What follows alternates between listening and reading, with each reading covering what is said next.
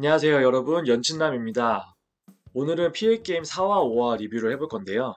진짜 이번 PA게임 시즌3는 미친 것 같아요. 보는 내내 도파민이 마구마구 터지는데 특히 4, 5화에 개인적으로 가장 인상 깊었던 두 명, 빠니보틀과 유리사에 대해 얘기해볼게요.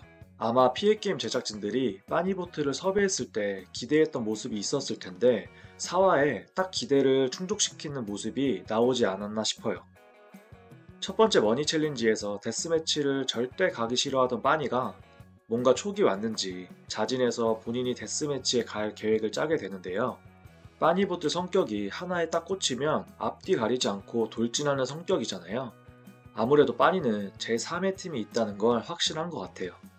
그래서 이대로 낙원에 남아있으면서 장동민 눈치나 보면서 게임을 할 바엔 아예 새로운 환경에서 장동민을 대적할 만한 팀을 꾸려 기회를 모색하는 게 유일한 해결책이라고 생각하는 것 같더라고요. 저는 이런 빠니의 특징이 정말 대단하다고 리스펙하는 게 일단 일반 사람들은 자기가 생각한 촉의 방향이 긍정적이라는 결단을 내리는 것도 쉽진 않지만 일단 결단을 내리면 그 다음 어떤 상황이 펼쳐질지 혹은 나한테 어떤 피해가 올지를 크게 생각 안 하고 일단 질러버리는 건 누구나 할 수 없는 능력은 맞는 것 같아요. 그리고 이런 류의 사람이 유일하게 장동민을 이길 수도 있을 가능성이 있다고 생각을 하거든요. 일반적으로 이것저것 다 재면서 머리 굴리는 사람들은 솔직히 장동민을 이기기 어렵잖아요. 장동민이 생각하지 못할 타이밍에 생각하지 못할 방법을 고민 없이 할 수 있는 빠니가 어쩌면 유일하게 장동민을 상대할 수 있는 출연자가 아닐까 하는 생각이 들더라고요. 결국 빠니는 자네로 가는데 성공을 하는데요.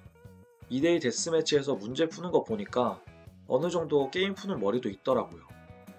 그리고 자네팀에서 보여주는 모습도 인상적이었는데 습격의 날에 자진해서 본인이 제물이 되겠다고 할 때 멋있더라고요.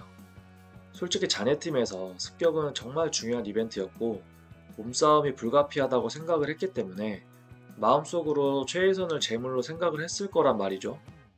그리고 제물 플레이어는 습격을 실패하면 데스매치 후보가 되는데 누가 하고 싶겠냐고요.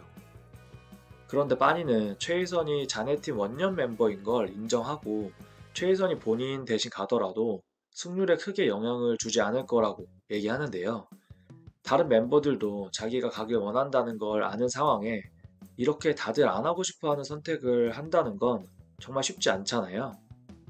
이런 빠니의 앞뒤 안 가리는 탐험과 기질은 분명 피해 게임에 예상치 못한 흐름을 만들 거고 도파민 넘치는 상황들이 많이 연출될 것 같아서 일찍 탈락하지 않기를 바라봅니다.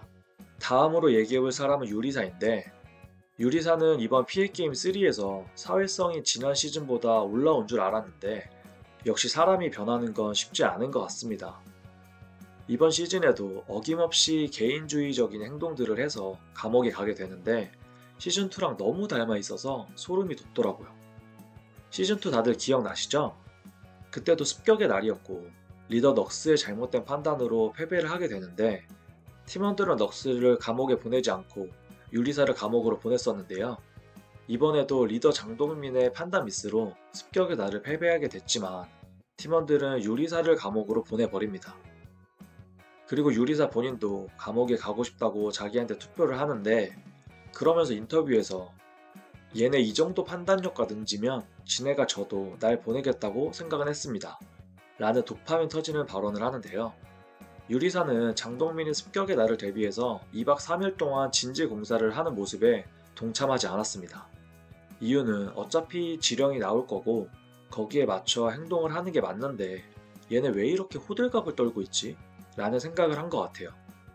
물론 유리사의 생각이 맞을 수도 있지만 이건 팀 플레이고 개인의 의견이 팀과 다르다면 팀의 의견을 바꿀 수 있게 소리도 내보고 아니다 싶으면 팀의 방향에 맞출 수도 있는 건데 유리사는 역시 슈퍼 개인 플레이어였습니다.